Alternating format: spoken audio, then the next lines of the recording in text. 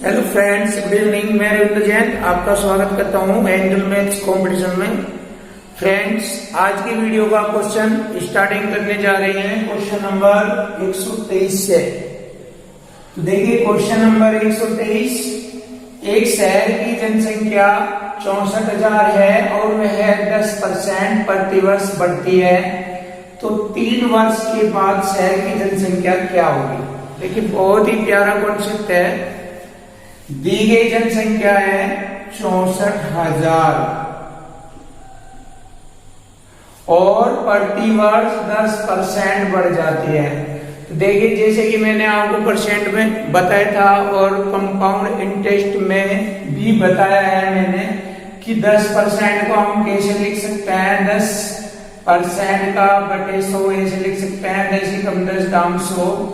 अर्थात हम कह सकते हैं कि 10 पर 1 का ब्याज, यानी कि आप कह सकते हैं कि 10 पर 1 की वृद्धि हुई है, 10 पर 1 की वृद्धि हुई है। तो इसको वृद्धि के अनुसार लिखेंगे 11/10। तो प्रतिवर्ष जनसंख्या एक साल में 11/10 बढ़ जाती है अपनी वर्तमान जनसंख्या का।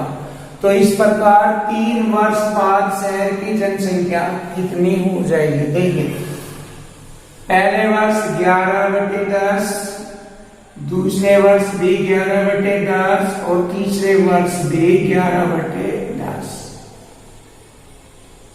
तो इस प्रकार इसको हल करेंगे। 1 2 3 0 से 3 0 काटा। अब 64 गुना 11 11 की गुना करेंगे 1331 होता है, 1331। अब देखिए 64 गुना 1331 की गुणा करना तो काफी मेहनत का काम है, बट इसकी एक और टेक्निक बता रहा हूं मैं। इकाई का अंक यहाँ पर 4 है और इधर 1 है, तो इकाई अंकों की जब गुना होगी 4 एकम 4, तो इकाई अंक स्थान पर 4 आएगा। इकाई के स्थान पर 4 एकम 4 आएगा। तो देखते हैं किस ऑप्शन में इकाई स्थान पर 4 आता है। यहाँ 0 है, यहाँ 4 है, यहाँ 0, यहाँ 0, तो 4 एकम 4 ये वाला आता है। तो हमारे दिए गए क्वेश्चन का आंसर हो गया ऑप्शन बी 85,184। 85,184। तो जब हम 64 गुना 1331 की आपस में गुणा कर रहे होंगे तो हमारा आंसर आएगा 85,184। तो 3 वर्ष बाद वहां की जनसंख्या हो गई 85,184। तो अब हम नेक्स्ट क्वेश्चन करेंगे। एक व्यक्ति को उसके 1/4 भाग धन पर 3% का ब्याज मिलता है। देखिए 1/4 भाग पर 3% का ब्याज, तो देखिए कितना ब्याज हो गया। 3% की दर से 1/4 भाग में गुणा करेंगे 3/4 3/4% का ब्याज हो गया। फिर आगे कहा है 2/3 भाग पर 5% का ब्याज, तो 5 दूनी 10/3, 10/3% का ब्याज मिला है। तथा शेष धन पर, अब शेष धन हमारा कितना रहेगा। देखिए 1/4 भाग और 2/3 भाग देने के बाद उसके पास शेष धन बचा। देखिए इन दोनों को जोड़ लेंगे, 1/4 प्लस 2/3 बराबर एलसीएम लेंगे, 4 3 का एलसीएम 12 होता है, 3 एकम 3 और 4 दूनी 8। देखिए 3 एकम 3 और 4 दूनी 8 और 3 11, 11/12 दोनों भागों का कुल धन हो गया 11/12। तो शेष धन रह गया 12 में से 11 घटाएंगे 1/12।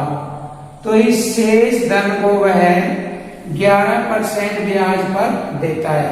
तो देखिए 11% की गुणा करेंगे इसमें 11 एकम 11/12। तो 11/12% का ब्याज बनता है। तो पूरे धन पर उसे कुल कितने परसेंट का ब्याज मिला। देखिए बहुत ही प्यारा क्वेश्चन है। अब हम इसको हल करेंगे, हमारा आंसर आ जाएगा। इसका एलसीएम बनता है 12, 3, 4 का एलसीएम 12 आता है।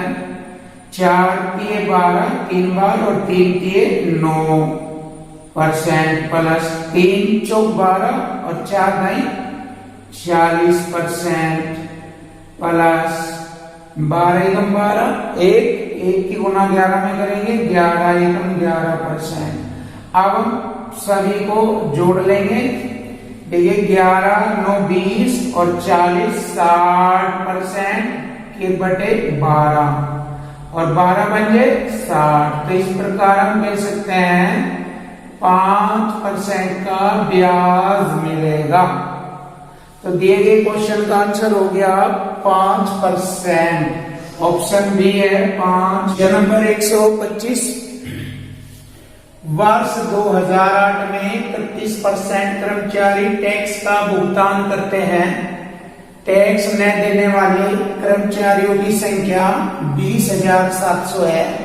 तो कुल कितने कर्मचारी है ये बताना है। तो देखिए बहुत ही प्यारा कॉन्सेप्ट है, हमें इक्वल टू इक्वल कॉन्सेप्ट का प्रयोग करना है। 2008 में 31% कर्मचारी टैक्स का भुगतान करते हैं, 31%।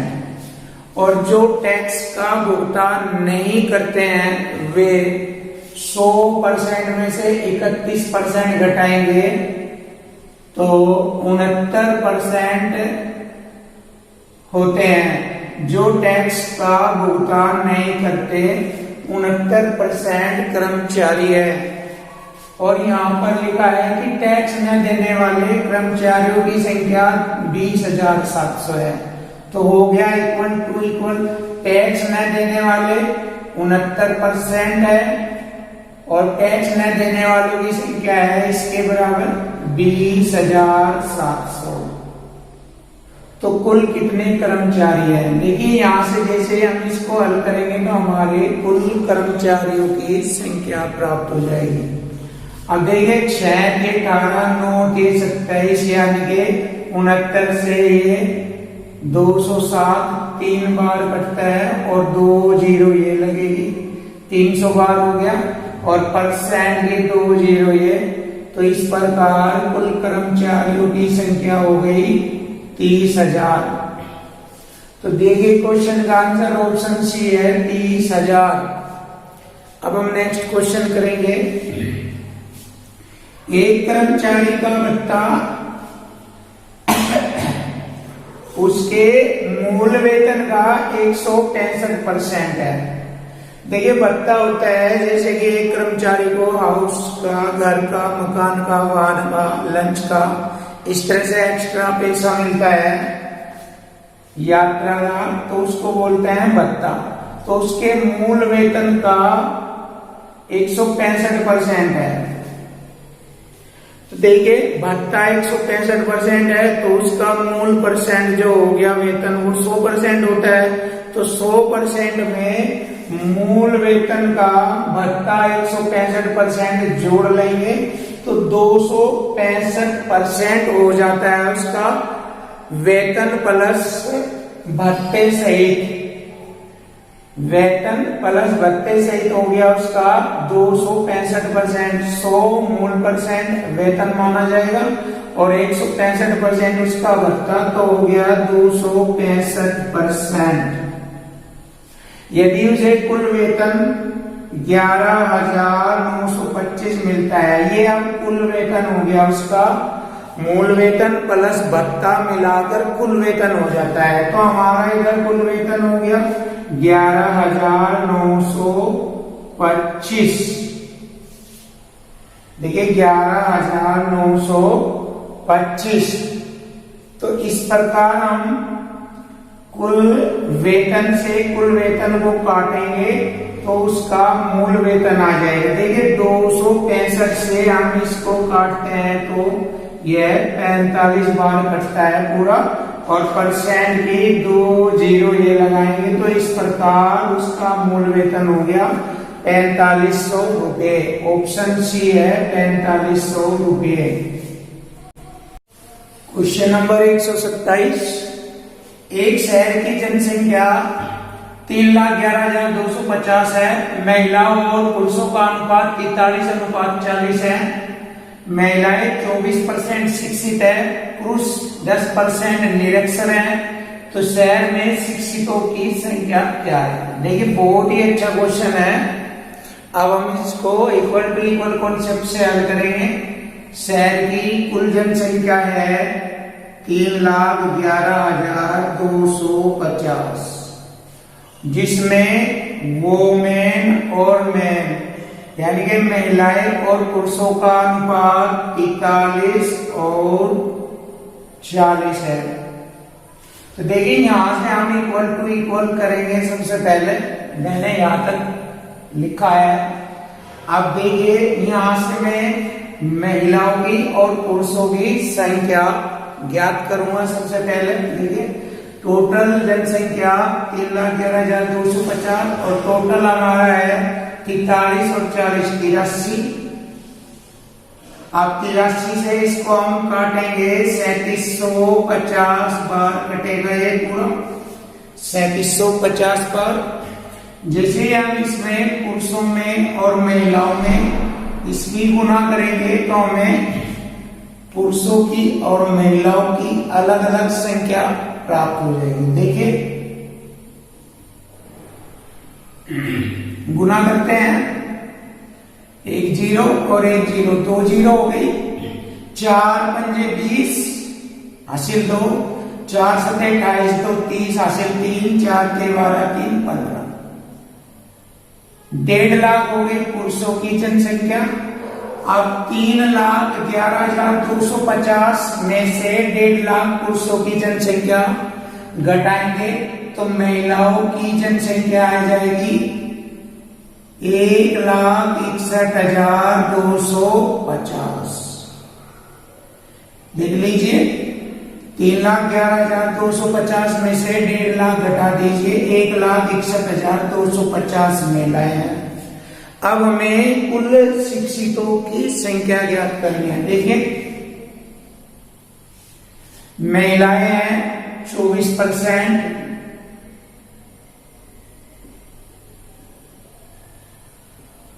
1,61,250 का 24%।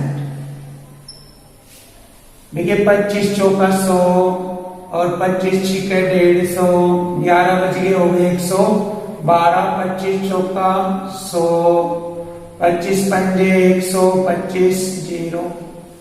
देखिए इतनी बार कट गए, 4 6 24। अब 6 की गुणा करेंगे, 6 0 0, 6 पंजे 30, 3 हासिल 6 चौक 24, 3 27, 2 हासिल 6 चौक 36, 2 38। 38,700 तो शिक्षित महिलाएं हैं। अब पुरुष लेंगे कितने हैं? देखिए 1.5 लाख पुरुषों की संख्या है और उसमें 10% निरक्षर है, तो साक्षर हो गए, शिक्षित हो गए 90%। परसेंट से ये 2 0 कट गई और 3 0 यहां लगाई, गुणा करी मैंने इसकी 9 15 9 135, 1,35,000 ये है। अब इन दोनों की कुल संख्याएं जोड़ लेंगे हम। देखिए यहीं पर ही जोड़ेंगे इसको, 1 0 और 1 0 ये हो गई, 7 ये हो गया, 8 और 5 13, हासिल 1, 3 और 3 6 1 7 और 1। देखिए आ गया 1,73,700। तो कुल शिक्षितों की संख्या थी 1,73,700। तो देखिए क्वेश्चन का आंसर हो गया ऑप्शन बी 1,73,700। अब देखिए नेक्स्ट क्वेश्चन करेंगे, इससे ऊपर करेंगे, इसको डिलीट कर रहा हूं मैं।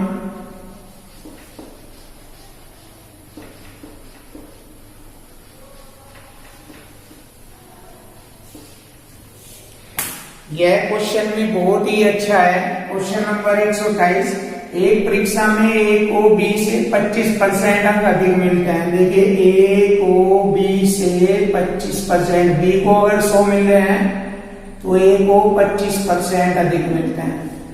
यहां तक हो गया। और बी को सी से 10% कम अंक मिलते हैं। बी को सी से 10% कम अंक मिलते हैं, ऐसे लिखेंगे 10%। और सी को डी से 25% अधिक मिलते हैं। देखिए यहां तक हमारी कंडीशन तैयार हो चुकी है। यदि डी को 500 में से 320 अंक प्राप्त हुए हैं। देखिए डी को कितने अंक प्राप्त हुए हैं? 320 अंक। तो ए को कितने अंक प्राप्त हो गए? ए को देखिए ए को कितने अंक प्राप्त हो गए। अब हम इसको हल करेंगे बहुत ही आसानी से।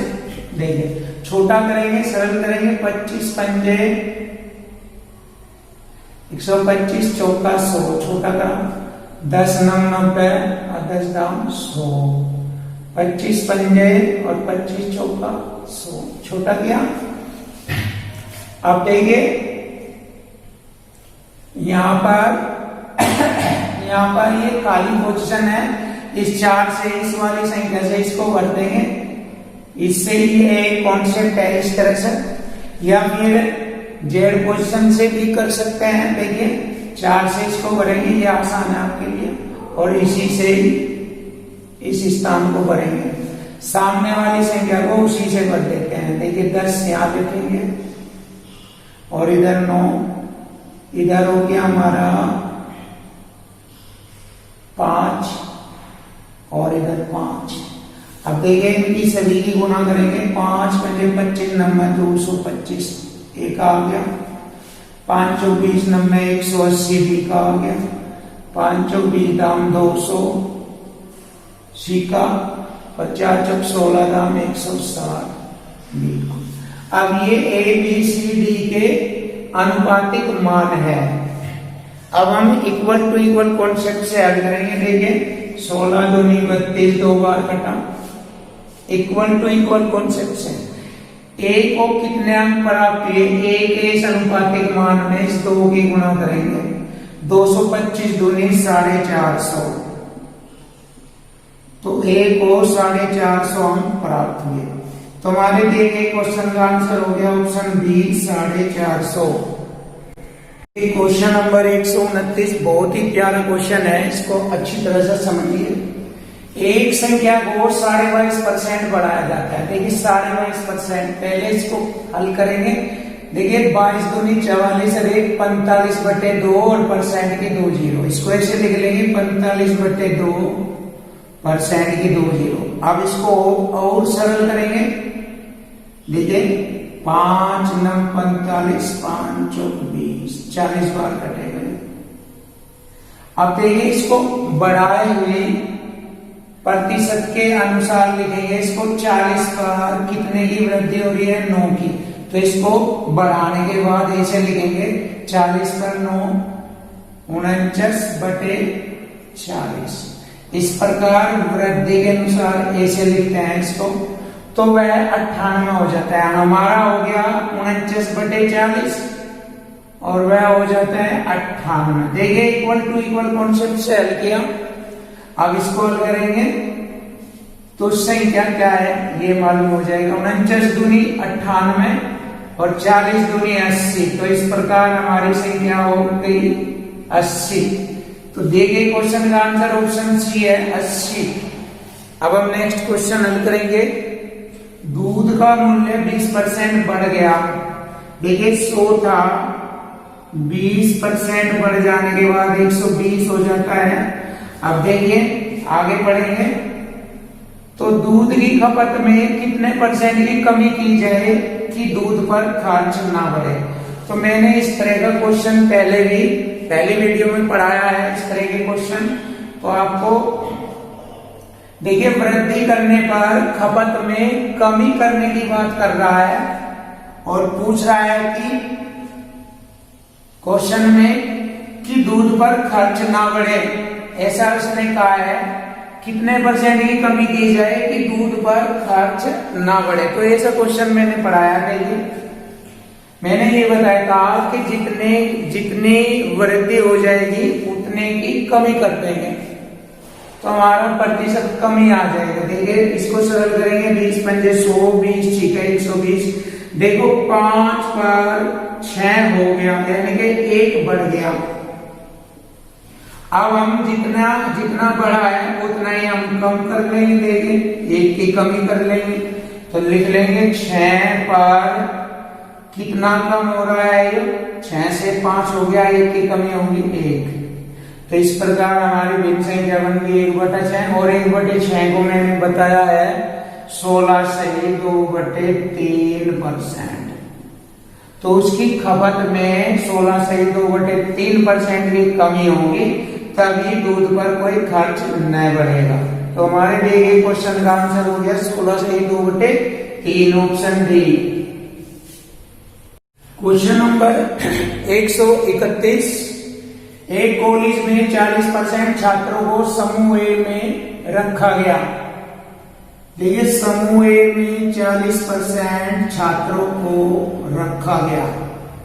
शेष छात्रों का 75% छात्र समूह बी में रखे गए। देखिए शेष छात्र है हमारे 60% और 60 का 75% हो गया हमारा 45। देखिए 60% का 75% का बटे 100। देखिए 25 किए 75, 25 चौक 100, 4 से काटा 15 बार, 15 किए 45%। देखिए 45% छात्र समूह बी में रखे गए। अब देखिए दोनों समूह में कितने छात्र हो गए परसेंट के रूप में, 40 और 45, 85%। तो 85% दोनों में हो गए। शेष बचा हुआ 15% समूह सी में रखे गए 15%।